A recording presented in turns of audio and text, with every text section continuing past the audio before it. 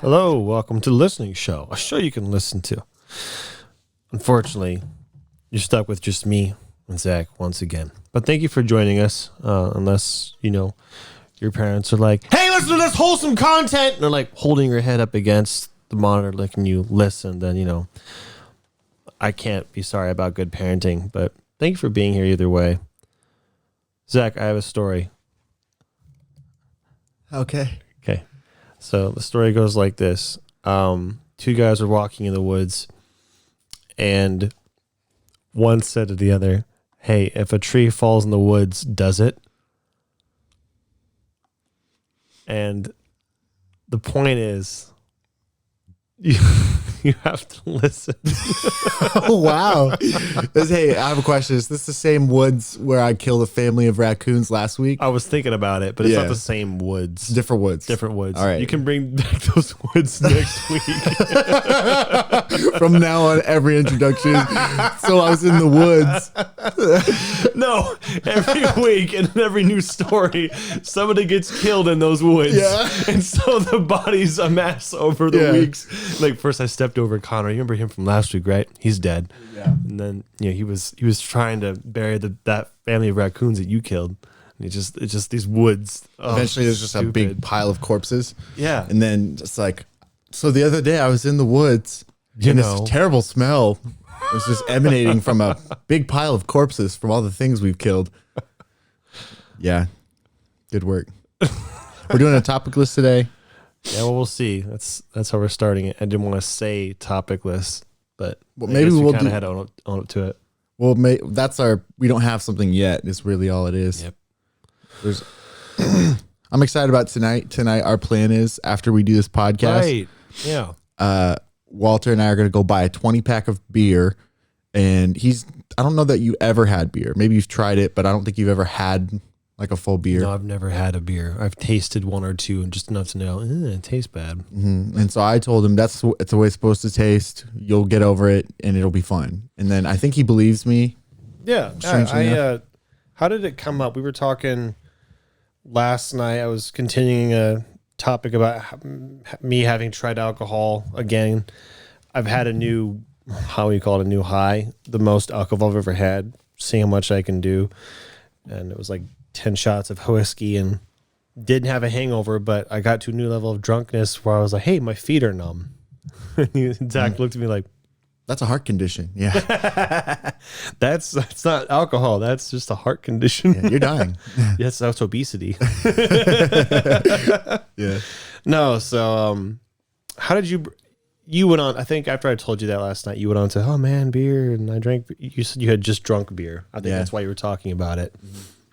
Last night I met up with some gal friends of mine that I hadn't seen in a long time. They're kind of doing their own thing in life, and they were like, hey, we should all meet up and we'll surprise the gal friend she's pregnant, she's having a baby soon, and she hadn't seen people in a while because of COVID and whatever. So like, yeah, we should see her. That'd be fun. So we went out to eat, and we went to a bar and grill, and it was the first time I'd been to a bar since like COVID and stuff. I think I mentioned that I haven't been out to a bar in forever, but it wasn't a bar, right? It was a bar and grill. So it's like a restaurant. Yeah, it's Danny's at Legends, and it's a bar, but it's like a bar and grill bar. Like you can go there to eat. Anyway, but while we were there, one of the gals and I, the one who's not pregnant, was like, we should have Bud Lights. Like, yeah, I haven't had draft beer in so long. It's probably been close to a year now because I haven't been to a bar. And so I had a whole bunch of that. I had a bunch of draft beers. And the thing I noted about it was like, I don't feel it at all. I had probably 4 big this of it. Big this ones of it. Big this. Didn't feel anything. And I was like, I know that I can have a lot of alcohol and be fine, but I've been having hard liquors so much lately with like you. Not like a lot. As often as I've drank, it's been hard liquors. Most of the alcohol you've had lately has been hard liquor. Yes. Not that you've been drinking a lot. No, not at all. Like probably twice a week at most. But anyway, because I haven't had like just beers in a while, I think that my tolerance was just like through the roof. Yeah, probably. Plus drafts, it's way easy to drink like way more of those. Something about bottles for some reason seems like they work a little better as far as getting you to a tipsy point. I'm really excited about tonight. We're gonna grab crappy food. We are. Oh yeah, we are gonna get some greasy burgers. Greasebergs. Chicky nugs, maybe. What kind of alcohol are we gonna get? Like what kind of beer? My preference is Bud Light because I'm a simple boy. Generic ass Bud Light, like from the commercial Bud Light, or like one of those Bud Light, but no variants, just generic ass. Generic ass. Okay. Is that the basic bitch of beer? Like that's what you would introduce a new person to, or is it what you should introduce a new person to? Well, I think it's probably the most popular beer there is. It's like the Coca-Cola of beer. Basically, because that's Miller's huge too. Michelob's really big too. There's a bunch of like big ones. Miller's really big too. I'd say Miller's like like the Pepsi of it, basically. Okay. And a lot of people are like Bud Light, and a lot of people are like Miller Light, and it's like a fight. I don't know why I pictured Bud Light, but now I do. I think I know why, because that's the beer I would always see you have. It's the only beer I ever see in my day-to-day life. So yeah, but yeah, I imagine beer as when I think of beer, I think of Bud Light. When I think of soda, I think of, I don't know, it's either Pepsi or Coca-Cola. Yeah, it's funny. I was like, this is the story of how I chose to like Bud Light the best, because Miller and Bud are, it's like the same basically. They're different. You can tell a difference. Don't get me wrong, but I picked Bud Light as my favorite because they have the superior commercials, and I'm like, hey, that works for me. Which one is it that has it's gray and it has a red cursive or acrylic, and they usually show it like an Arctic Coors? Train. Coors Light? Coors, that's what it is. They're huge too. They're really big. And they're good too. Like it's all fine if you like light beers. So why are the Bud commercials the best ones? They've had a couple good ones. I don't know. They've had a couple. I just like remember like the feeling they gave me, and now I actually do enjoy the taste of Bud Light the best. Yeah. But there was a distinct point where I could have picked. And it's not like if I went to a bowling alley and someone bought a pitcher of Coors or Miller, I'd be sad because I'd be happy. Like it's good. Mm-hmm. It's just not Bud Light. And it's like this much better to me now. I think it's because I'm used to it. Yeah, that's what I'd say it was. When I first started drinking, I started drinking before I turned 21. I was probably 17. And I couldn't do beer. I was just like a baby, and it's gross. Why would I like it? This is before I stopped caring about sugar. And then it was like alcohol should be good. Mm-hmm. And this isn't good at all. And now I'm like very much the opposite, because I don't really care for sugar that much anymore. And I actually really like the taste of beer now. I'm not like big into the like drafts and stuff, but little sparkly noise. Okay, it went away. Yeah, is it? I'll turn it off. Is it okay? It was. Do you think beer is so popular because I'm thinking of one of three things: the flavor, the experience from like the light alcohol content, which I think is the main reason, or three, could it be the potentially inexpensive, like it's a cheap fix? Which one of those three do you think it is? Well, I think it's all three of those, but I think if I had to pick, I think if there's 40%, 30%, 30%, I'd probably give the 40 to probably the convenience. Convenience? Well, like that wasn't what I gave. That's how I interpreted it. What I don't remember how you said it. Experience is the word I used. Well, so it's like you can have a but it's easy. Yeah, that's what I mean. Yeah, it's like that one. That's what I thought. Because I think I talked to you about this. If you imagine drunkenness on a spectrum, a scale, it kind of goes like lightly, like nothing, then lightly buzzed, and then there's like a sleepy meter. And then as you drink more of anything, Bud Light is worth, this much in growth of the meter or whatever. And, vodka might be this much of the meter. And it's like, and I said it's easy to control. It is. It's really manageable. Bud or beer is lower doses as opposed to, which I'm sure is a great analogy, but yeah. No, that's the like best trying way. to put sour cream on your burrito and you have either a small spoon or a big spoon to dose it with. Mm-hmm. You want 2 big spoons of sour cream, which is too much, or do you want 5 little spoons? It's just right. Yeah. It's easier to get control. Yeah.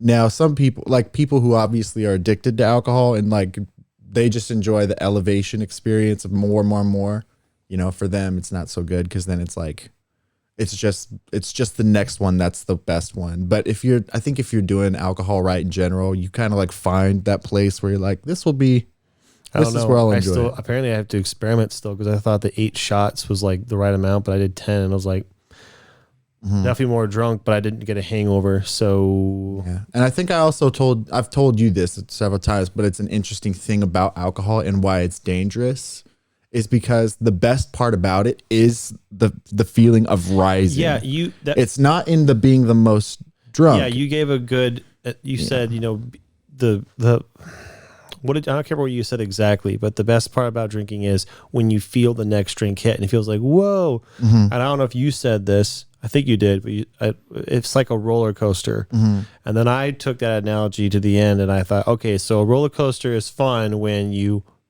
drop and you hit the climb, isn't it? It's not on the way to the next, swinging around on the way to the next hump is fun. Like but what you really want is when the next drink hits is when you fall on the roller coaster. That's what it's all about. Yeah. So, but it's impossible to just keep feeling that unless you just unless I guess we could take the analogy all the way. Height. Yeah. Okay. And like if you are the person who just drinks because you like the experience of going down and you just keep doing it, eventually you're gonna just crash into the center of the earth. Yeah. But I think you said it, the roller coaster. I was like, yeah, well, that makes sense. I really like that part. It's like I'll feel it like 20 minutes and I go, whoa, I feel it. Yeah, it's fun. But that is also why it's super easy to get addicted because then you especially don't if know you're how to sad stop. and you find alcohol. It's like, hey, escapism. Yeah, roller coaster. That's why I play video games. Yeah. It's not as obviously harmful. Obviously being the operative word, yeah.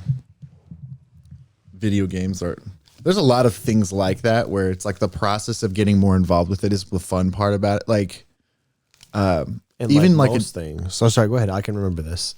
Even like addiction to like collecting things, which I totally get, by the way. I'm like I collect a lot of things like Pokemon cards and stuff.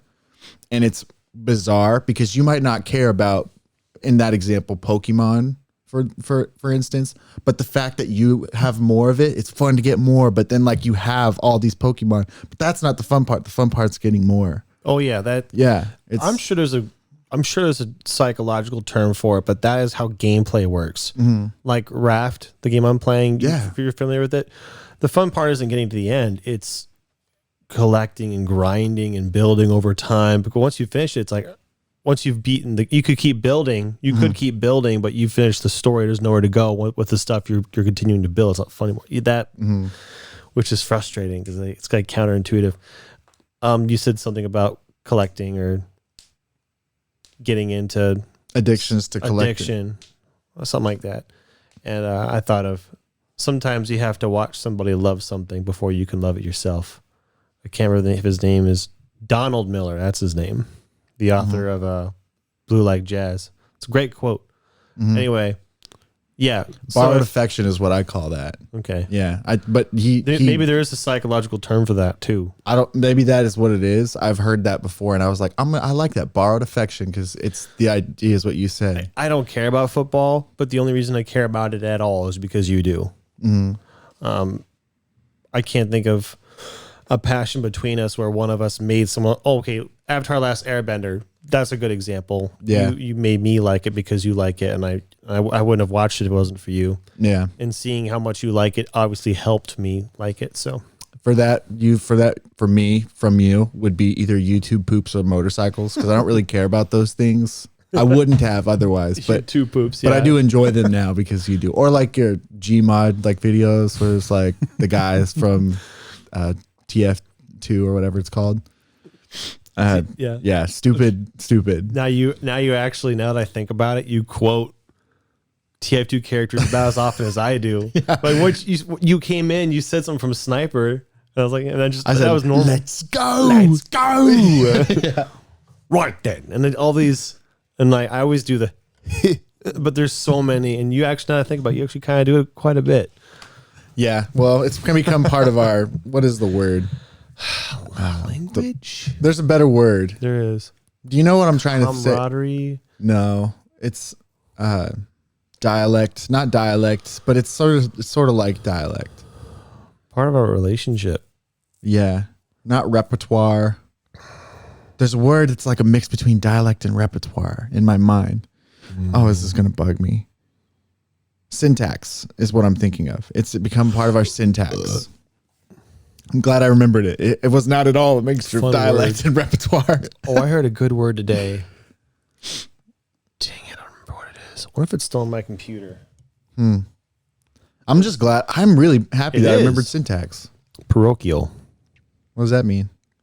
Wait, can I guess? Sure. Parochial. It's when you are. It's okay. It's a fluid from your kidney, parochial fluid, and parochial is the vessel that carries the fluid, right? Yeah, well, close. It's the other way around. The fluid goes in the opposite direction. It goes from the kidney to the. Okay. What is parochial? A narrow or limited outlook on something.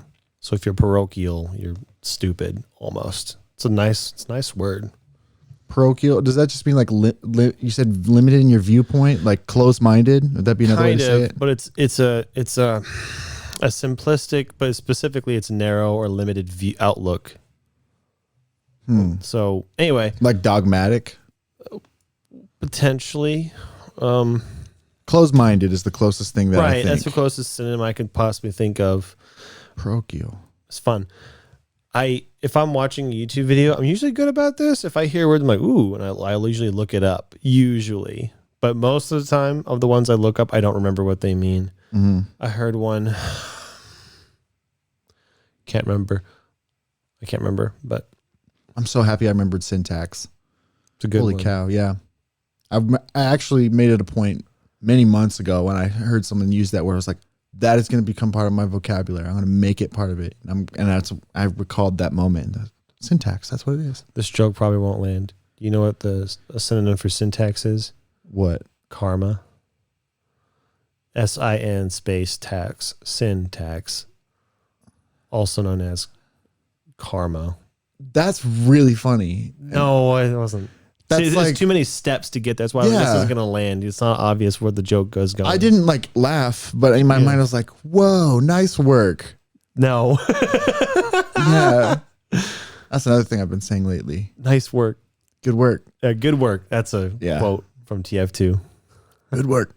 Well, I say it when people make a dumb joke. I say, good work. Like kind of genuine, but also condescending. Yeah. Yeah. My roommate, soon to be not roommate, hates it. But that's why I like doing it too. Of course. He'll be like, that's why I call it not a left turn, but a right turn. And I go, good work.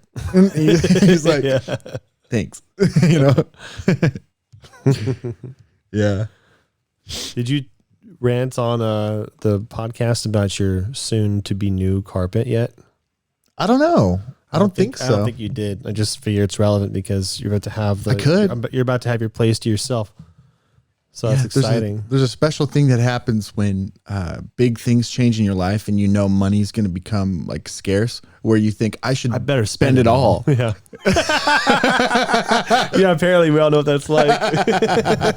I'm really stupid. I love that. I was like, so this new financial burden of living on my own at this unit on my house.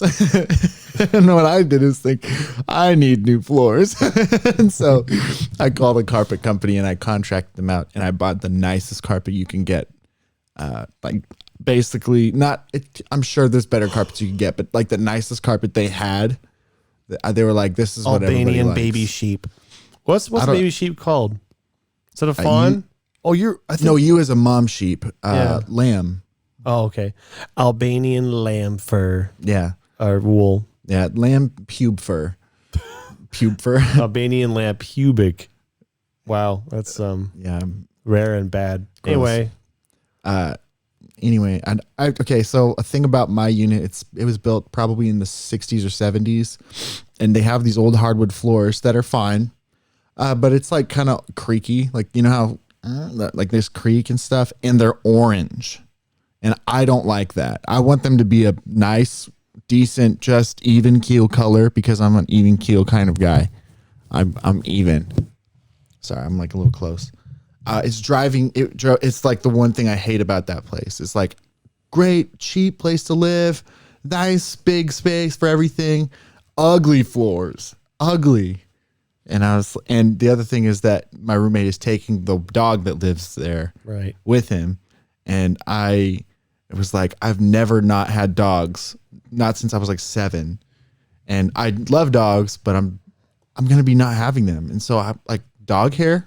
That's going to be a complete thing of the past, a complete thing, a whole entire thing of the past. And I wanted to celebrate by getting carpet. And so I'm going to spend $3,000 that I don't need to spend on carpet. Is the price of the carpet continually be going up over time, or have you been lying about how much? It's $2,700. Okay, that number sounds right, but still. But in my mind, that is a lot of. It's basically $3,000. Yeah, basically. But you can't. You're not covering the whole house. You're covering some parts of some of the wood, most of it. Everything except for 2 rooms, basically, and obviously not the kitchen and the bathroom of the hardwood floors. Yeah. But I'm covering my room and then the whole main area. Yeah, the stairs too. Hmm? Yeah, it'd be interesting. And because I've got a neighbor, the other reason I wanted carpet is to mute the sound a little more. Even like today when I was moving Nathan out, she saw the moving truck there and she comes out. She goes, "Okay, I have a question." She goes, "Who's moving?" And I said, "He's moving." She goes, "Oh no." She goes, "Okay, who's the one who laughs?" And I was like, "That's probably me." And she was like, "Oh, thank goodness that you're not going, because your laughs make me so happy." Blah blah blah. I hear them all the time. And then I was well. The first thing I thought is that she probably hears me when I'm like playing video games, like "F this," like really mad too. And so that was like, I need to not yell so loud when I'm upset. Well, it's nice that she liked you laughing. Not, yeah. Oh, damn it! I wish you would leave because I want to listen to you laughing. I know. That made me. But then I was paranoid. Like, she was like, "It just makes me so happy when you all are laughing." Blah blah blah. But then I thought I should make it quiet too. And then I remember getting carpet. So, yep, that's what I'm gonna do. I'm also, I'm getting new lighting in there and other things. Mm-hmm. I'm gonna spend too much money. Good. Mm-hmm. Yep. The end. Ah, there it is. Now it feels good. Now I know it's over. I can't wait for the sequel. Now it feels like a story. The end. That's from Holes when he's like, "Once upon a time, there was a magical place where it never rained. The end." Is great. Have you seen that movie? I think you made me watch it before. They're just like they're in this desert digging holes all day, and if they're looking for treasure, they don't know it, but they charge these kids who are in juvenile detention to dig up holes. And there's like the warden guy who's like all gruff and mean to them because he's punishing them for being bad kids. And he comes out with the water truck that they fill up their canteens once a day, and he's like, "All right, come get your water." And then one of them's like, "Tell us a story." He's like, "You want a story? I'll tell you a story. Once upon a time, there's a magical place where it never rained. The end." And then he drove off. It was like, I love the way he said the end. The end. Yeah. The end.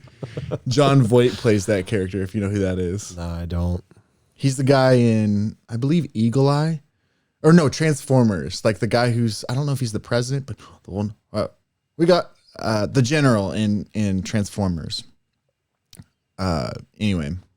Dang, I don't have it in my head. But he's whatever. also the dad in National Treasure. Oh, okay, I got it.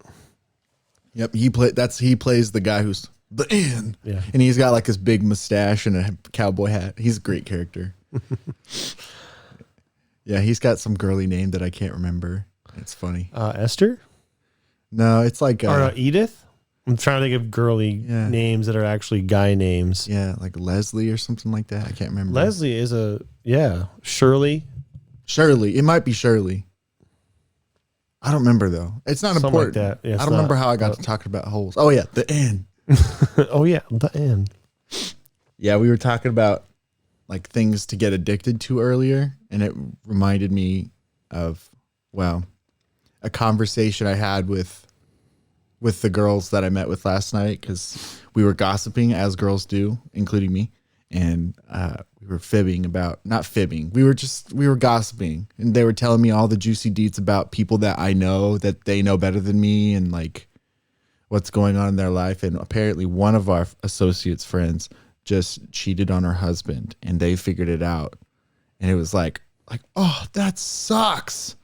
And like, so I'm just like listening to them tell me this story. Like, I totally get gossiping because this is enrapturing, but I was also sad because like, that sucks. And like, the more I heard, the more I was like, and it's gonna get worse because of how the husband is acting with it. He's like enabling her, and it's like, oh, this is a train wreck. I have to watch. Like, it's the worst. But the gossip just keeps spreading. I know now hundreds of people. Now like 1,000 more people are gonna know. Yeah, and you guys can't tell her that I know. That was like the whole thing they kept saying. Don't tell her that I know. And I don't ever see her. I know of her, but anyway. She just heard it from somebody who listened to this, and now she knows. What's crazy about this though? This is something to think about. If you ever make a mistake like that in your life, it spreads, and like people that you don't think know. Like now, like this person is cheating on her husband, who is like distantly knowing like me. And now hundreds of people online know, even though they don't know her. It's like information that you don't think is public gets public, people. So maybe you shouldn't do it. I can kind of contribute to the gossip thing. I was thinking the opposite of that because I get it. I think that's not a bad word. Gossip is enrapturing. Like, what's the opposite of that? There are personalities and extremes and tendencies. Mine is the opposite. Mine is, I don't know if this is the right word because it doesn't sound good, but that may be because it's not good. Ignorance is where I default to. I'd rather not know anything. Mm-hmm. So an example of the opposite of this happening is I don't watch the news, but when Trump became president, I started watching late night talk shows because it was really funny. Mm-hmm. A lot of funny stuff was coming out, but then that became how I got news in general. I just watched that every day. It was like every day though. I did it for like 3 years until I moved back here. That's when I stopped because I didn't have time and didn't want to. It's like, I'm just going to take a break because I wasn't doing good. I was like, I need to give myself a break. And then I remembered, oh yeah, it's nice not knowing. So like these big things that happen in the Capitol, whatever, I don't know about, I don't care about. And so recently something happened. You or your roommate told me, and I was like, really? People stormed the Capitol?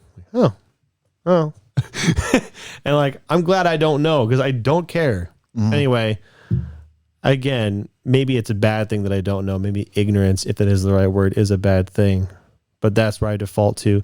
I can understand people being the opposite though. I'm wanting to know everything. Yeah. I can't. All I know is I'm happier without it. Yeah. The blue pill, red pill kind of a question. It is. And there's a spectrum because there's like purple. There's a point where ignorance becomes technically deadly. The best. Well, it could be because people talk about this from a psychoanalytic perspective where they're like people's ignorance in past societies has led to the fall of the society because they were not aware of what was happening in the government and stuff.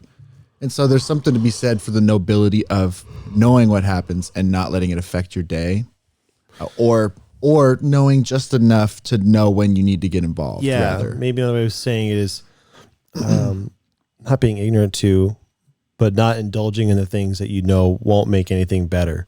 It's like, this is a bad example, but watching a crappy television show because it helps you pass the time, but you know it's not helping you or the world as opposed to...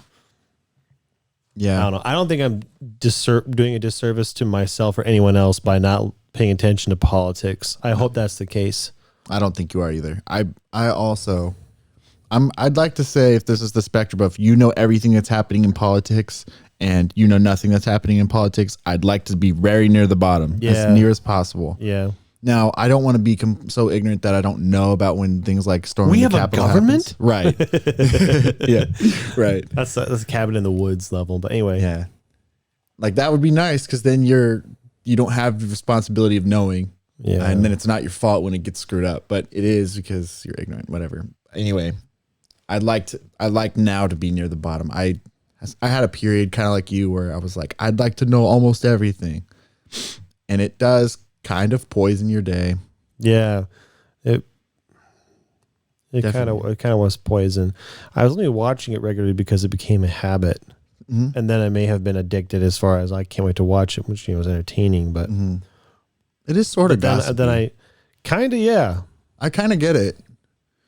It's different because it's gossip that like cloaks itself in the guise of nobility.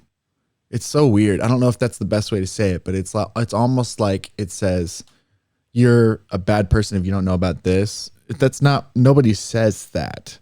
But they do make fun, like especially the late night hosts, they'll make fun of people for not having the same views in a sort of way that is very self-aggrandizing and like, well, we're better because we know this is bad. And it's like, it's not hard to figure out what's bad. What's hard is actually doing a good thing for everybody. And it's, I don't know, nobody makes those jokes at late night because they're not jokes. It's like, it's really easy to make fun of bad things that happen. Easiest job in the world, I think. If you're already funny. Yeah, I used to look up to some of those guys, and I don't think I do so much anymore.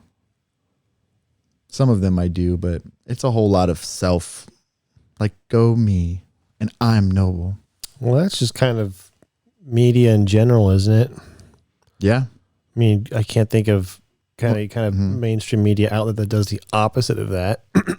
Yeah. It is all self-aggrandizing.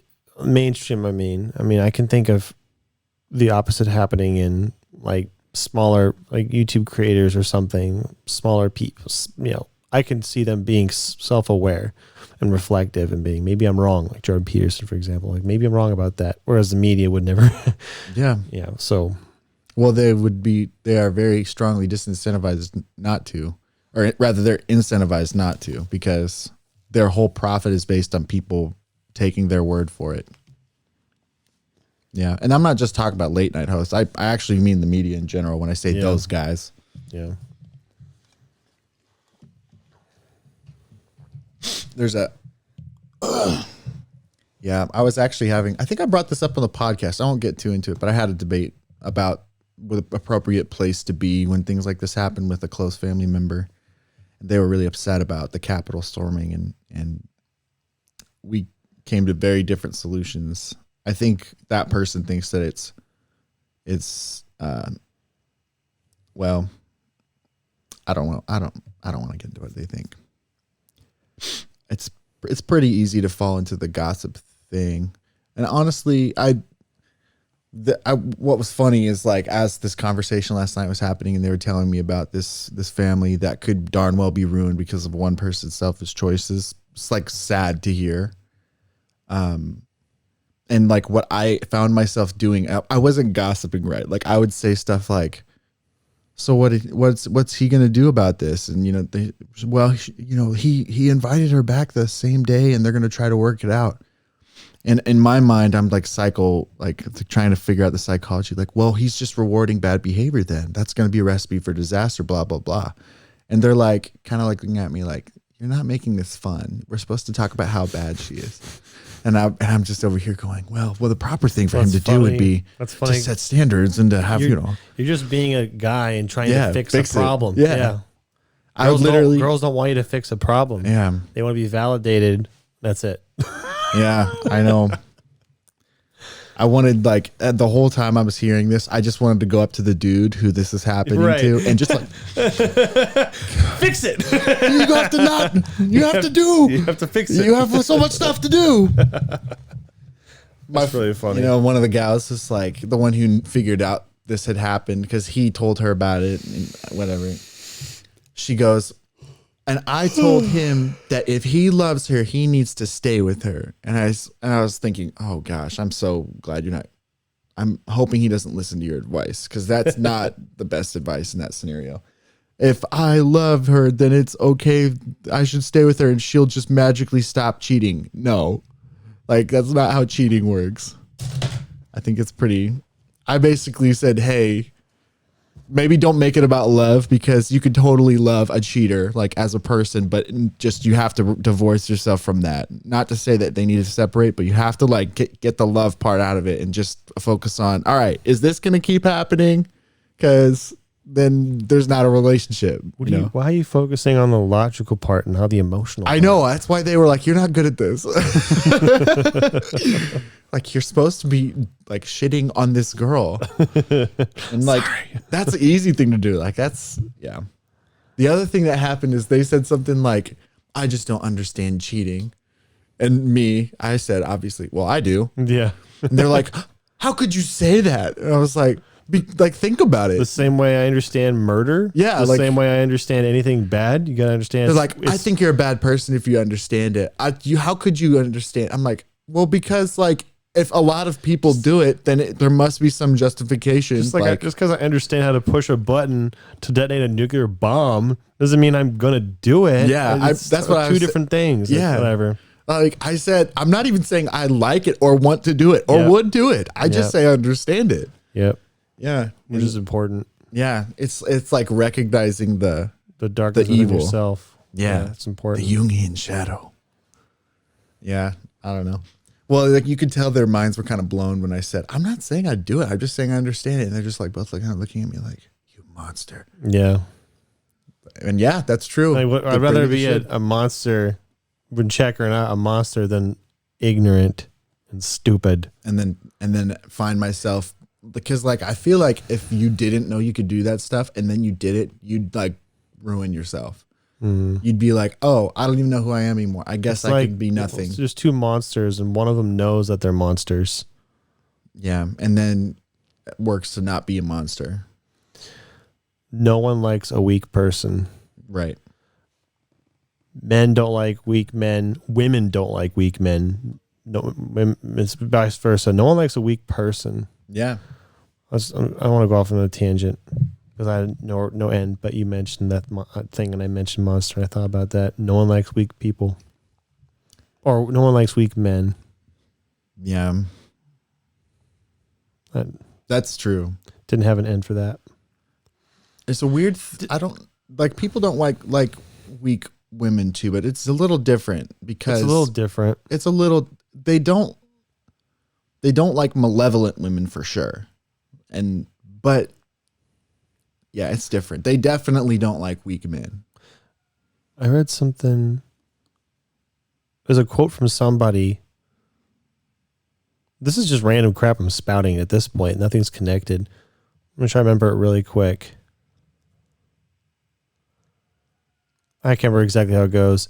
The quote was something like, somewhere along the line, feminism convinced women that being a slave to an employer is freedom, but helping a husband is slavery. I don't know. I thought it was kind of interesting. Yeah. It's obviously not all encompassing, but there's a repeating pattern of that kind of thing happening. And yeah, I don't know about, I think toxic feminism taught that I get it. Yeah. It's not even like women in general like find the most happiness working jobs, right? Isn't it like pretty much proven that like, I don't know. I don't want to get into like women. I don't want to either, but yeah. Like nobody likes jobs. Like I'm a guy and I'd rather like stay at home with kids and stuff than have a job. And some women do like jobs better than like families or, other things that you can find fulfillment in. And some women, I would argue most people would rather not. Yeah. Well, as it is, most, how do I put it? More women than not would rather not be career driven like the stereotypical successful person would be. That doesn't, majority of them don't find fulfillment in that. Yeah. I liked what Jordan Peterson said about it when he was like, I know a whole bunch of women who are kicking ass as lawyers and then they retire at 33 because they don't want to do it. Yeah. Yeah. Like they are actually turning men onto their like stomachs and spanking their butts and like kicking the men's butts at everything that lawyers do. And then when it comes time to get tenured and like get all this crazy money, they're like, I just don't want to do it. Yeah. Like they're better at it, frankly, but it's like, I think that should probably come into account. Maybe what you want matters. regardless of any of that, think of more, I wish people a more general, universal message to any individual, regardless of anything about you. You should go for what you want. Do what you want to do. It should be as simple as that. But for some reason, I don't know if it's politicized, but trying to tell people or groups of people, depending on their gender or what anything, tell them what they should want to do. Yeah. That's not a good message. No one should be telling you what you should want to do. I don't care who you are. Well, to a degree, obviously. But I mean, like, I'm a really individual type of a person. I'm going to bring up the exception because it's funny to me. There's a guy who really wants to rape little kids. That's what he really wants to do. But we shouldn't tell him what he wants. Like, you shouldn't want to rape little kids. There's all that to prove the point that society has some say in what people should want to do. There's like a big spectrum of things that you can want to do, and society be like, that's cool. And then there's like some things that even if you want them, you probably shouldn't. We're not going to, you can't. What's interesting about that is that would be the role of the majority. That's a place where the majority works. The majority would discourage that one person. Yeah. But we don't use that rule of majority in the movements that say, hey, you as a group of people should want this or should do this. No. But if the majority did that role, then the majority would allow individuals to do what they want to do. But we don't have that. Yeah, no, they would, like, people have the freedom to do anything they want. Yeah. And yet they're being told they have to do X or Y. Like, why? Do what you want. Yeah, what's really weird is like people are trying to do with like mandated like quotas for how many percentage of women or like different ethnicities they want in like a job position, and that's weird. That's like bizarre. It's like, wouldn't you hope that people who want to do the job could do it, even if it's mostly men or women? Like, yeah. Okay. Here's a great example. And this is dumb.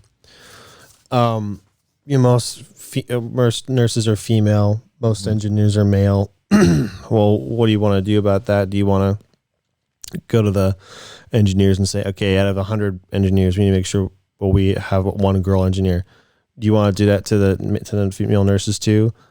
Is that not enough? You want to do 50-50? Yeah. We need to disqualify 50 qualified engineers that would help everybody to put in girls who don't want to do it. Maybe they do, but they're not as good, one or the other. But then we have the same thing with do you want to take out 50 more qualified, better at their job female nurses to put in 50 males and just do a disservice to literally everybody? Society suffers because we lose better people. The female nurses who are better at it lose the work. And then these male nurses, someone made this observation. It's really interesting. The people being put into those positions by quota, hopefully they're not stupid. They know why they're there. They go, man, I was put here because I'm a check on a box. This is something I say. You're a check mark. That means you have no value other than you are a check on a box. You didn't earn this position. That's gotta suck. Yeah. Anyway, I don't even know that I would bring like skill into it, because I'm sure technically like both could know, like in that specific example, maybe a dude would be just as good as a woman in nursing, or vice versa. Maybe not. But the fact that like what you want to do and what you find purpose in is like a pretty big deal into your job success and like how good of a job you do. So whether you can do the job or not, I mean, I tend to believe that anybody could do any job. That's not true. Most people could do any job if they worked at it. We could have 200 people, 100 males, 100 females, and they all apply for nursing jobs. And there's only 100 positions, and the girls in this example could score better and get those jobs. Do they deserve to have those jobs? No, according to the role reversal, but absolutely they deserve those jobs. Yeah. You did the engineers. The guys got the roles. What is this oppression? Yeah. Anyway, I actually tend to think it like, and then the exceptions to the rule. Cool. Great for you. Like, yeah, good for you and good for everybody else. Because then everybody wins. Even you got the job you wanted. Yeah. And we're glad to have you because you're good at it. Yeah, you'd think. And what's weird is we have all that. we have all of that. Everybody has the freedom to do whatever they want, and yet people. Did I say this to you on a podcast or in private? I was like, we need another war. Yeah, you said. People creating problems, really. Yeah. And I don't even think in that scenario, I don't even think I would mind if the people who like really want that equality or the equity, I wouldn't even mind if they celebrated it really rambunctiously. Like a woman in engineering and she became a manager. Yes. Like, cool. That is cool. You mean you wouldn't mind if they celebrated obnoxiously if someone got in through competence? Yes. I wouldn't either, because at worst they're annoying, but there's nothing wrong with that. Yeah. So. It's like that actually, I'm actually, that specific example is actually cool because it's like, yeah, that's pretty rare for anyway, in that scenario. Or like a male nurse just like absolutely killing it. Mm-hmm. It's like, okay. If that's what he finds purpose in. And anyway, it's weird. I don't understand why people want people to feel differently, but actually I do understand why. I just don't like it. I don't like that people are like, well, you should feel this way. No, there's a reason that people, you should want everyone to be the same and have no differences. Yeah. I don't want that though. I like differences. Yeah. Turns Life out would suck without them. Turns out they make it interesting. Turns out I think difference is good. Different people and stuff. I think it's good. For some reason you want to eliminate all of it. Yeah. We're not even saying anything like groundbreaking. It's just like, that's why I feel like I want to say it's stupid, but I want to be nicer than that. But this is stupid. Yeah. It's like, I think that's why we find ourselves talking about it again. Cause it's like so bizarre that this ever became a problem. Like you said, we need another war. I don't even like saying that joke. I'm exaggerating. I obviously do not want any wars. Right. But there's bigger fish to fry. Yeah. So this point's been made by someone not other than me, but it's the same sentiment, which is people are talking about this when they should be trying to figure out how to build underwater cities or how to get to Mars. Like, yeah, something productive would be a good use of our abilities, but we're just it's like we have a sandbox, and instead of trying to do everything we can to build the coolest sand stuff, we're thinking about arbitrary rules. Yeah. Okay, but okay. Just that sounds like a bad idea. That specific example, underwater cities, that is a recipe for disaster. Well, whatever. Some kind of not like, first of all, the headaches. I'm sorry. I know you want to go on. Apparently, you have several things to say about underwater cities. Right? No, you could go on. No, I was just saying there are productive things that we could be doing. Yeah. To help humanity as a species, stuff like that, stuff that we all want, but for some reason are being pitted against each other. Makes money to be mad. That's the whole point. We should all be getting our trowels out, our little shovels, and we should go digging, and we should dig Elon's tunnel for the big train that's going to go underneath everything. So we can go to China. Just underneath the ground. I'm good with the underground highways. We follow Elon. You know, between dying in a plane crash or dying underground, I'd rather die in the sky. Like if imagine some tunnel system you're thinking about that goes under the ground and there's a cave in, whatever, and you die by being crushed, even if it's instant. I'd rather die by falling than being trapped in the ground. You very notedly would not be dying in the air if you were in a plane crash. That's like the whole thing about it, is that it's you go from flying to not flying very quickly. I died just before heart attack. Like, no, still. Knowing that I had space would feel better than some potential claustrophobia. Gosh, it just seems extra. awful. It just seems extra dismal. Yeah. Speaking of which, dying underwater. Oh, that just sounds awful. Like I'll take a plane crash over drowning. Yeah. And even if you could make even make it as quick and painless in either scenario, plane crash is pretty quick and painless. Say drowning. I don't know. You're in a submarine and just gets crushed. I don't know. Some instance scenario. I'd still take the plane one. But being under, you know what's strange? I don't know that being in a submarine, as an example, is more dangerous environment-wise than being in a capsule in the sky. They're both very dangerous. Space is a better example. Space and under the ocean. You're both in a capsule. If you leave that capsule, you're dead in not long. But for some reason, the water sounds more dreaded or terrible to me. What do you think? I think space would suck more. That's a fun question. Space would suck, dude. They would suck, specifically because of space and the vacuum. But of all the ways that you've talked about of dying so far, I think getting crushed would be the quickest and best.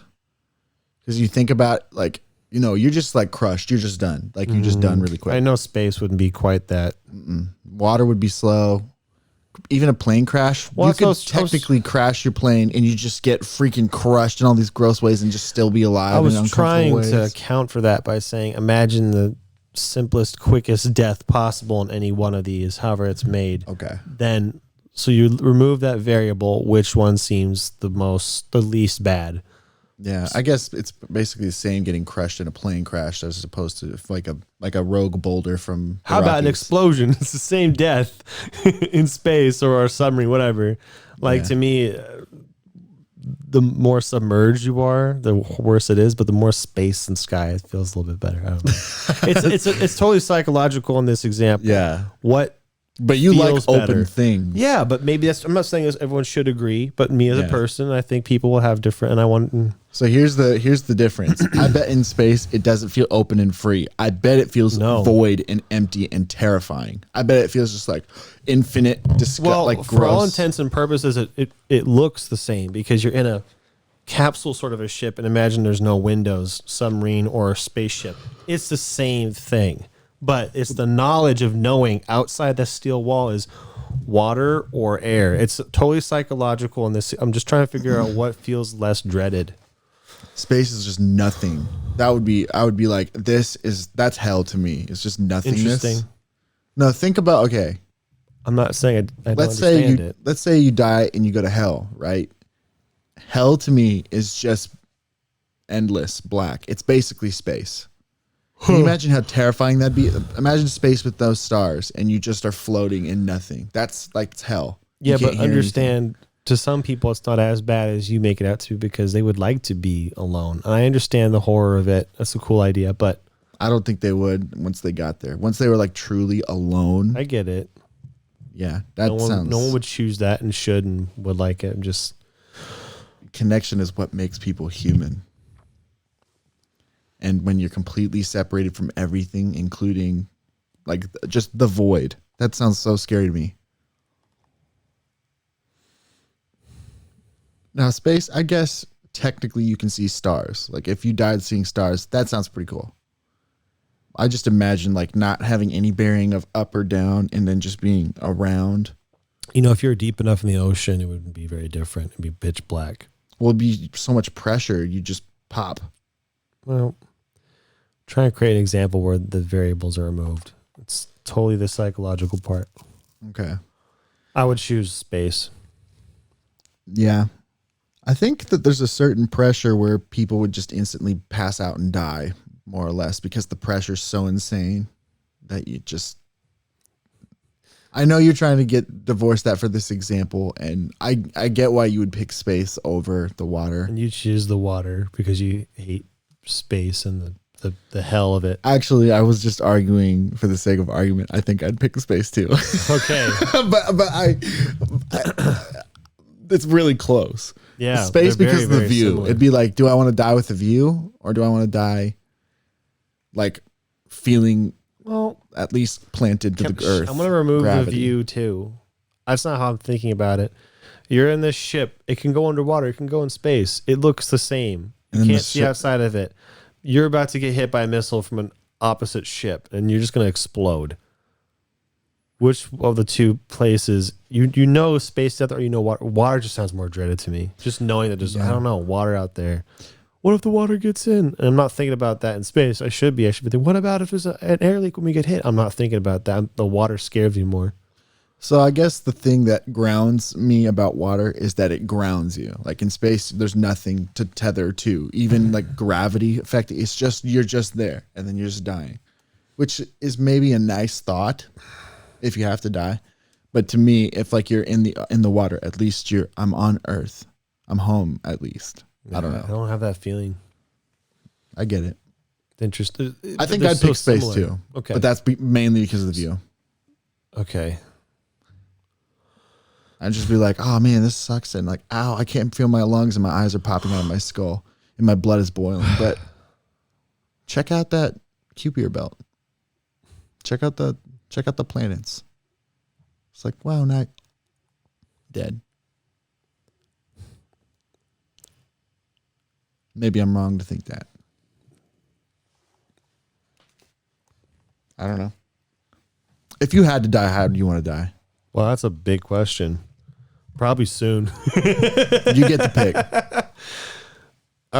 Why? Do you have an answer? Yeah. Okay, what is it? Just die in my sleep. Oh. Yeah, I guess that'd be optimal, wouldn't it? Yep.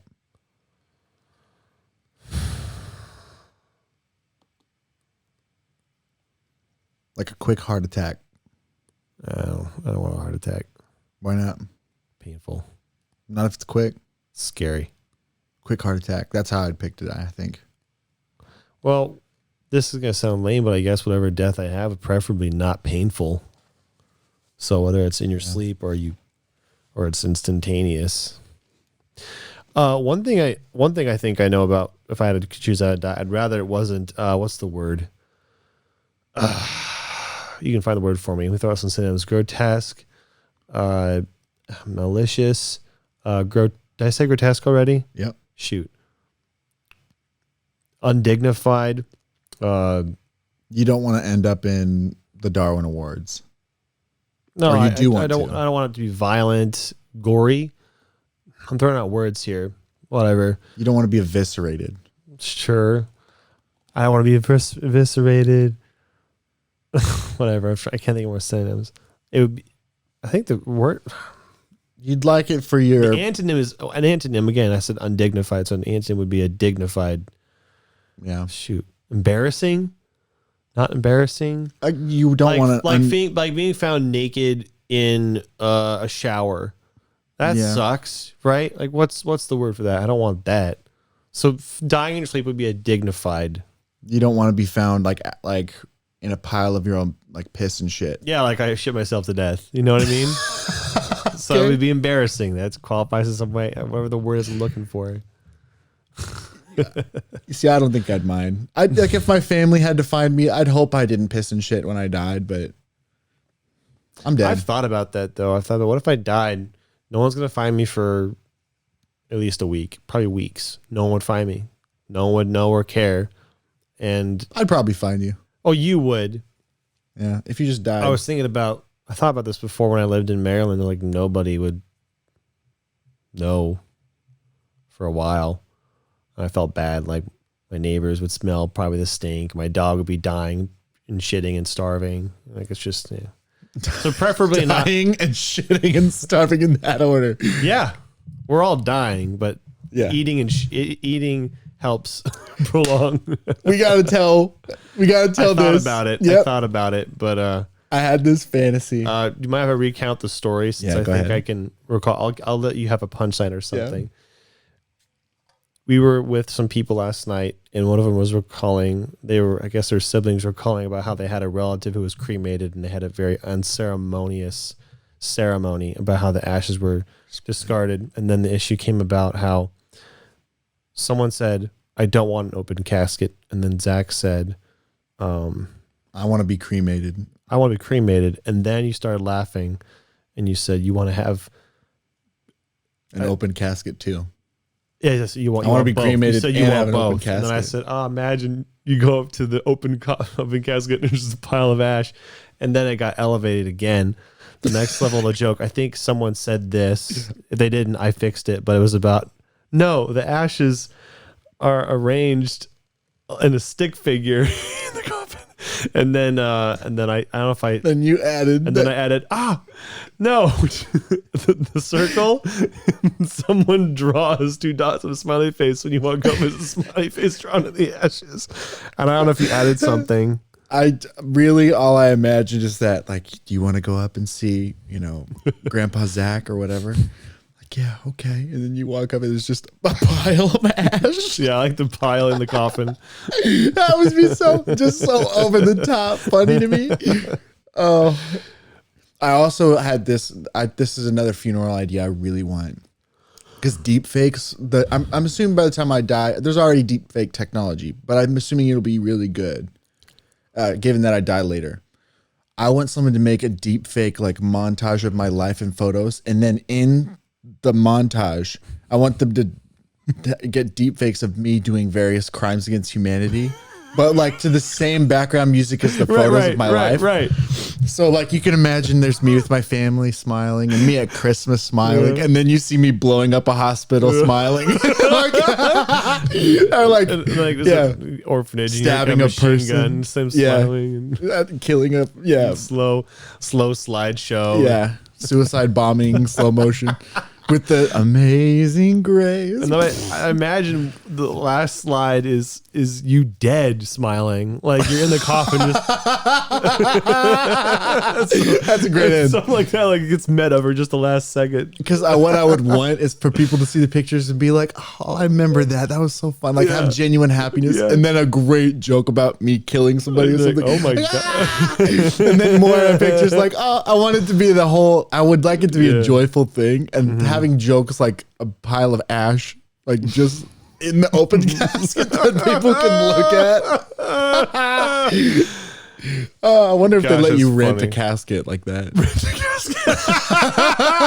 The idea of renting a casket is so bad. Hey, so we'll my grandpa, can you put him in for the service and then just take him out? Just bury him. We don't want to pay for the. We'll give you like 25% for the casket, but just for like a day. That's fair, right? Our policy doesn't allow us to return caskets. Yeah, but it's barely used. Yeah, anyway, it wasn't even his body put in there. It was ashes. Imagine returning a casket. It's so bizarre. I bet it's happened before. Oh yeah. Oh, that's funny though. Oh man, I'm actually pretty excited about my funeral. Like planning it. I really want jokes to be involved. I would love people to laugh.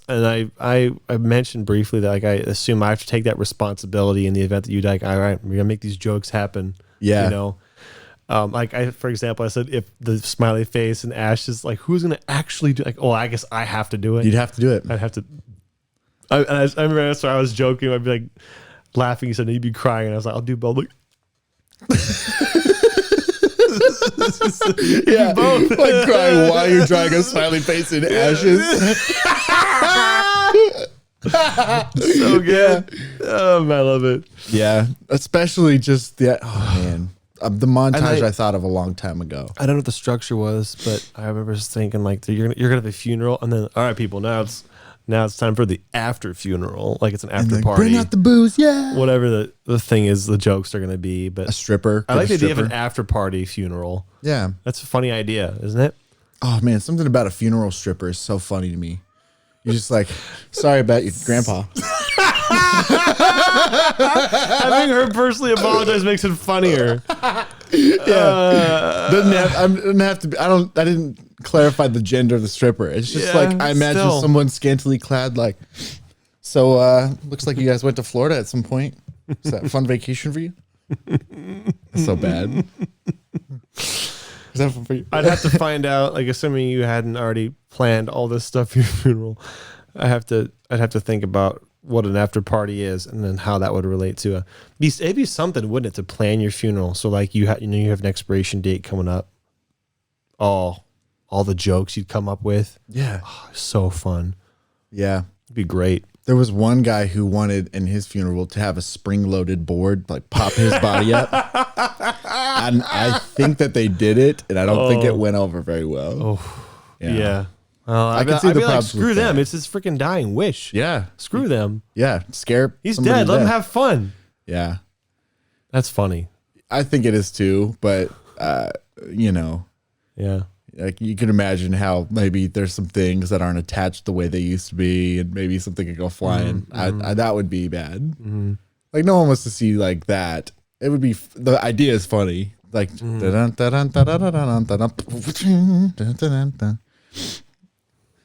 quintessential improv joke. Worst things to do at a funeral. That one's like done so much. I'm guilty of it myself. I did it at an improv show one time. Oh. Yeah. No, I'm mostly excited about the deep fake thing. Well, I have to think about the crimes I want to do. I'm curious when you mention this slideshow. I imagine an actual slideshow of pictures, but they're like you got a dynamic background, so you are imposed on top of the background. They're like kind of moving both slowly at different angles or distances to give it depth. But then you don't need a deep fake for that. You can Photoshop that. Sure.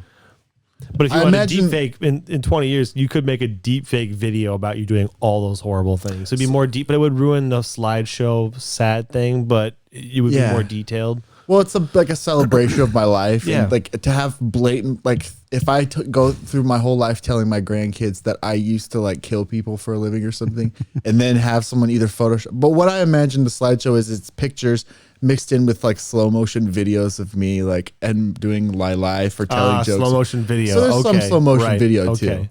It's a little life compilation thing. It's supposed to feel like it's sort of corny. It starts off sincere because it's you as a baby and a kid, and then a picture in slow mo, and then you as the doll, and then it shows me like buying a gun, and then it shows me at a school with the gun, and then it shows me like in slow, like murdering people, and then like one of them survive, and that's how you meet your wife is the implication or something like that, and you go on a trip together, and you both are like murdering the people on that island you visited. Yeah. It just keeps going, and then it gets funnier because and then the end is meta. Yeah, we did that same joke with that was so even funnier. You was it a beat track? You said you wanted a beat track, and you wanted to make a music video where that's what I'm thinking of. I just remembered the joke. So I'll tell it. Go ahead if you don't mind. Yeah, go ahead. So I had this idea to just get a really hard rap beat and then buy a fake grill. And then show me doing a bunch of, because first of all, the joke is that I couldn't do it. I couldn't pull off the whole super like gangster and drugs. Like I couldn't do all that stuff. So get a fake grill, fake guns, and just wear that kind of clothing, and do this sort of like smile that looks like showing off my grill and throwing the guns around, and then it shows me like shooting the ground and. Like smoking cigars. Were you playing the beat in the car, or did you just? There's a beat that that's what made me think of it. I was like, I remember seeing it very clearly in my head, which would mean I would have had to have heard it because that's how my brain works. So you were playing something in the car, but then you're saying, "This happens." I do. You came up with the joke, and that's it. And then when you do this face, the camera zooms in like The Office, like loose like this, and. Yeah, and it's always the same face after I do something gangster. You shoot the ground every time for no reason, just and then and then the zoom in. Well, then you accentuated the joke because you said, well, I think I said something about you said some scenes like I want it to be doing this. And then I said, and then I want one really out of place where I'm like in the middle of a beautiful meadow and I'm shooting the ground there and I smile and the camera zooms in a meadow. And then you're like, then it becomes oddly wholesome, and it shows you at a yeah. And you said now I'm just fishing on a boat. It's like quiet. And I shoot the water. Boom, boom, boom. The camera zooms in across the lake, and then you're just like, I can't remember what you were doing, but one thing I thought, and it gets oddly wholesome. It gets to this point. Now you're in a soup kitchen, serving soup. Shoot the ground, and the camera zooms in, and you do it, and then I can't remember what the end was.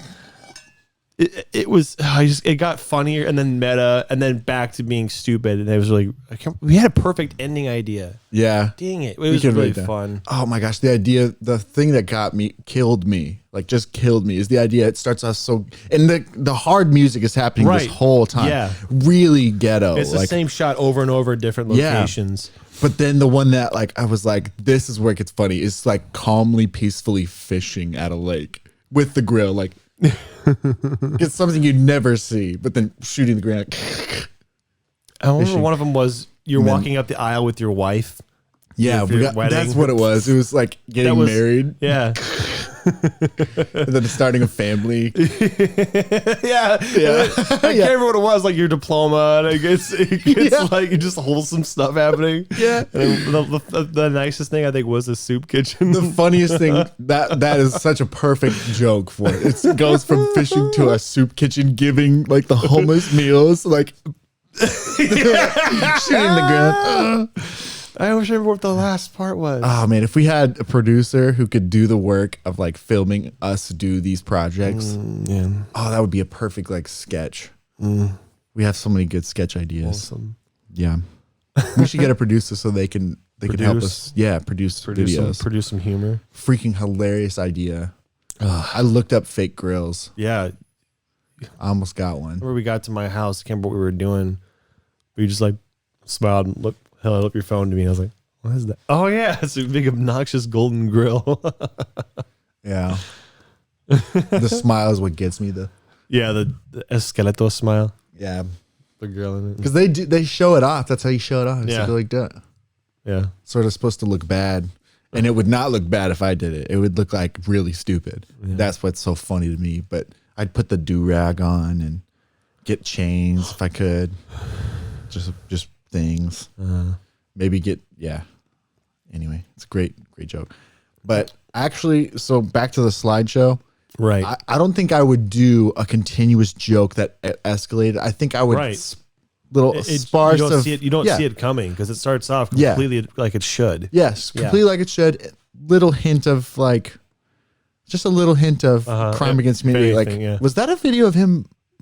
Was that a knife he was holding? Yeah. Why is he holding a knife? And then, that goes back to normal for a while. And then there's another one of me buying a gun and like it not being registered. That's like, that's a little weird, but whatever. Yeah. And then eventually it's me shooting a school and then it goes back to normal stuff. So it's supposed to be interlaced throughout. It's like you actually get the sincere feelings of looking back through my life. Whereas the music video is, the joke is just. It escalates. Yeah. The joke is made more intense or evolved. There you go. The joke evolves, but the joke starts. It's the same joke, just better each time. The function of the slideshow is to make people feel happy and to like kind of relive through my life and celebrate that. But also get them to laugh. But get them to laugh. Yeah. So you throw in like little crimes against humanity. Me poisoning the water supply at some place, like dumping it. It shows all these bales of toxic waste, like dumping it in the water supply.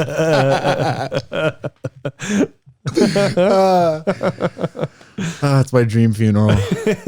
I just imagine people's reactions on my deathbed, like, I wish I could watch them watch the video. Yeah, man. Yeah, it'd be sad. It'd be like a sad, happy. I'd be the producer. I have to do all that shit. That's why it'd be sad for me. Like I've been watching your deathbed. And you're like, I wish I could watch all those jokes. I'm like, they're gonna be fucking great. Yeah, Yeah. I'll make sure of it. Yeah. All right, tell me how it goes. Tell me what you're gonna do with the video again. Yeah, how's it go? I like the pearly gates open up and you come to heaven and it's me and I'm just like standing there like, did they laugh? You're like, how'd it go? Yeah, did they laugh? Funny. Yeah. And I go, well, you don't think it's weird that I showed up right after you died? It did not go well. It's implied that they killed you. Yeah, somehow they killed me as a joke. That's funny. Oh, God. I'm so excited about tonight drinking beers. Yeah. Do we want to do that pretty soon? Yes, very, very pretty soon. Okay. I feel, though, that we need to make a game of some kind. That's fine. Can you think of a movie we can impersonate people in? Or a show? We could try the TF2 characters. Oh, I'm going to be bad at it, but we can. You know them better than me. Let's think of a minute to think of something else we could do. How about video game characters?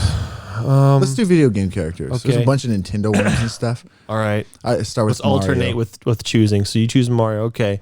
Yeah. Pick whatever line you want. The first line I thought of was Terminal Montage's line, "No, this one's personal." And then he goes in there and he fights Bowser. Yeah. That's the first one that I thought of. That was your line. Wahoo! Yeah. Yeah. Yahoo! Yeah. Yeah. Yeah. All right. Now, Commander Shepard. I don't know if you know that from Mass Effect. If you do it, I'll remember how it goes. My name is Commander Shepard. Well, bang, okay. have you heard that? Well, bang, okay. Yeah, I've heard it, and I can't do it. My name is Commander Shepard. Get your ass to the bridge as soon as possible. Something like that. It almost sounds like a muted Patrick Warburton. It's because I can't do it. Anyway, pick one. How about Marcus from Gears of War or whatever his name is? Okay, Marcus Phoenix. I don't remember what he sounds like though. Cole Baird. Something like that. Yeah, it's so. But I sounded like the Kool-Aid guy. Oh yeah. No, I don't know. He how has, you he has his yelling voice and he has his quiet voice, and I can do the yelling one a bit better than my quiet voice. Okay. Cole Baird up high versus Cole Baird up high. Baird. Baird. I just throw up. I guess it's my turn. Master Chief. Negative infinity. I don't like it. Cortana. Blah, blah, blah. Gotta fight the flood. Yeah, it's your turn. To pick one? Yeah. I'm just thinking of more. Nintendo characters. Waluigi. Waluigi. Wow! That sounded more Wario. Wow! I'm the best. I want to win. I can't do. What's Waluigi sound like? Wow! Waluigi! Ah! I Sort of like that. just don't remember. Waluigi! Like I have no That's idea. pretty close. That's pretty close. I have no idea what I'm doing. So think Luigi. Like, can you do Luigi? okay, Mario! though he's up there like that. I think. Yeah. So think that combined with Wario. It's like a... Wow! Waluigi! Ah! Well, which makes sense. I assume the same voice actor does all four. I don't know that, but I assume. Oh so. yeah, they might be. I think I did Wario's little. Wow! Oh, yeah. Whoa, wow! When you- Wario! Yeah. Wah, ha, ha, ha. That's not terrible. I had one. Oh, Duke Nukem. That's you probably heard. I've come to kick ass and chew gum.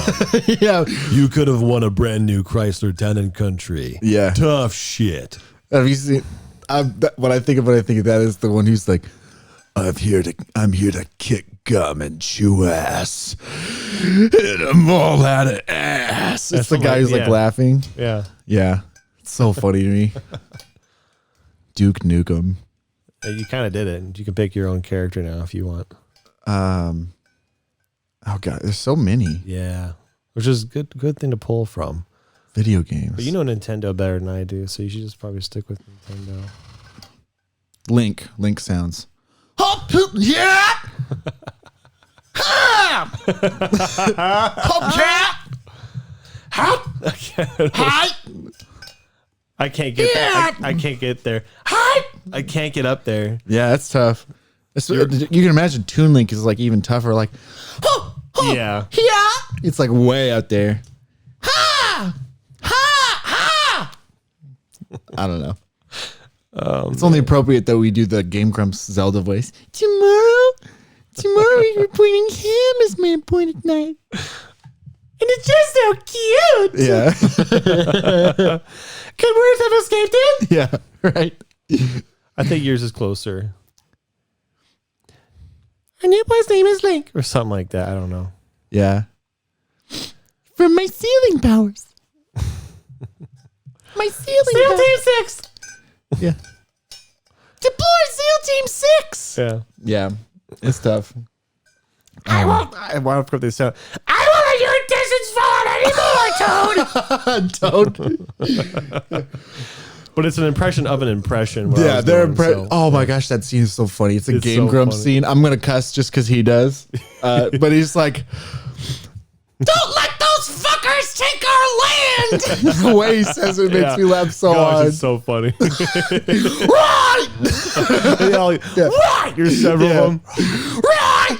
I won't let your intestines fall out anymore, Toad! Yeah, that voice is better. Which that actually sounds a lot like Pinocchio and Shrek. Yeah, a little bit actually. Yeah. It's just yelling is why it's different. But Well, He's married to. well, he married. I can't do without yelling. I more or less am or am not where I said I would be. I don't know. Yeah, it's pretty much. the It does same, sound like same Pinocchio. kind of a voice. It's just a little louder, but I just can't do it without yelling. oh, that sketch is so funny. The toads. Wait, well, March! Yeah. March! Right! Wahoo! Who's that? Peach? It's old Toad from like old Mario 64. Yahoo! I can't get there. I'm thinking of like Yahoo! Yahoo! It's like way out there. I can hear one in my head. I can't do it. It's from Mario Kart Game Boy Advanced SP edition. But anyway, I can't do it. That'd be Luigi. He'd do like that, you know, or that voice. I was thinking when Toad gets hit in like Mario 64 kart, whatever, Mario Kart 64. Mario Super Kart. If there's one Nintendo sound that I could make, it's that little Yoshi sound that but I can't do that. It's not close. It's like a sound that humans shouldn't be able to make, but someone had to at some point. I don't know if I never if you're making the sound if you're making the sound I think you're making, I never interpreted that as a person making that noise. It's like a squeaky toy combined with a person in a weird. It's weird. No, but it's the same. Oh, I had a voice. Oh yeah, this one technically counts as a video game voice. Okay. Yeah, Donkey Kong. Oh. Oh. Oh. I'm doing from Donkey Kong 64. Was that a noise from Donkey Kong? Something like that. There's another one when the crocodiles get hit. They go. I can't do it quite great, but it's. I don't know those. I need to show you that sound because it's like one of my favorite sounds from old video games. Because it goes womp womp. There's another one I thought of. Oh yeah, Kirby. Which just sounds like toad without the in it. Yeah. There's oh my gosh, the terminal montage where he's like the Kirby as a Christian jokes are getting old. Oh my gosh. And he's Deliver me on mine gold. Oh gosh, that part is so funny. Father. Yeah. He just leans into it so hard. I am the way, the truth, and the life. No one this is comes to the Father impossible. except by me. With man, this is impossible. Yeah. With God, all things are possible. Everybody who has not watched Terminal Montage, so funny. Go look at his videos. They're so perfect. Man. If you like video games, old video games. And humor in general. Link, you've been sleeping for 100 years. Well, excuse me, princess. Yeah. All right. I want to think of one more voice to do. Okay. You probably just search Nintendo. Well, actually, I can do Sergeant Johnson. Okay, my voice is a little tired now. I don't know who that is. We could do the Team Fortress guys or whatever because they're video game guys. Should we just give it a try? Let's just do that. I'll Okay, just copy whatever you do. Let me count them on my hand, and copy what I do because there's 9 of them. Pyro, he doesn't speak. He has a muffled voice. Doesn't really count. So we got 8 left. The soldier. You have dishonored this entire unit. That guy. Yeah. So you could do that one. The same line? You can do whatever line you want. I don't know what other lines he has. Copy mine if you want. You have dishonored this entire unit. You have dishonored this entire unit. I don't have quite the right inflection. Dispenser going up. Yeah, all right there. It's sort of a kind of down here. You just ain't doing it right. Yeah, there is some country about it's some country. East Texas. Yeah, Texas about country. He's one of 3. Alrighty then. Whatever. Yeah, I think 3 of the characters are from Texas. I might be wrong. Yeah. Heavy. Yeah, that guy. Yeah. I can't think. Why can't I quote him all the time? Why can't I think of a line? You haven't said one either. You just No, I just did the laugh. It's good. Doctor. My favorite of his lines is Do you remember me? yes. Do you remember me? Do you remember me? Yes. can't. Yes. He also has the Go ahead. what's the one that when they're bowling and he says something? Oh, it's the that one that you in between the one that you used to think was something else was like, that slaps me underneath. Yeah. That's the one I remember. I obviously almost didn't remember it. But that slaps me underneath. That was. I'm so tired. Scout. Is that the guy who's like, Unfreaking believable. yeah, he's the guy who's like, this is freaking embarrassing. Yeah. Yeah. Yeah. Embarrassing. Is that it? I don't know. Okay, yeah, that's good. Sniper. Skill always beats luck. Thanks, mate. All right. Who's that? Sniper again. He. Oh, yeah. Sorry, it's not that good. Thanks, mate.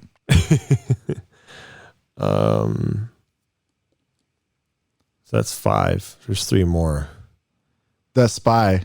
Wait, we did that already. No, we didn't do spy yet. You are such a bad doctor. I can't do him at all. I don't have a bleeper, so I can't bleep it. I have to say the line. And now he's here to fuck us. Yep. No, that would be your mother.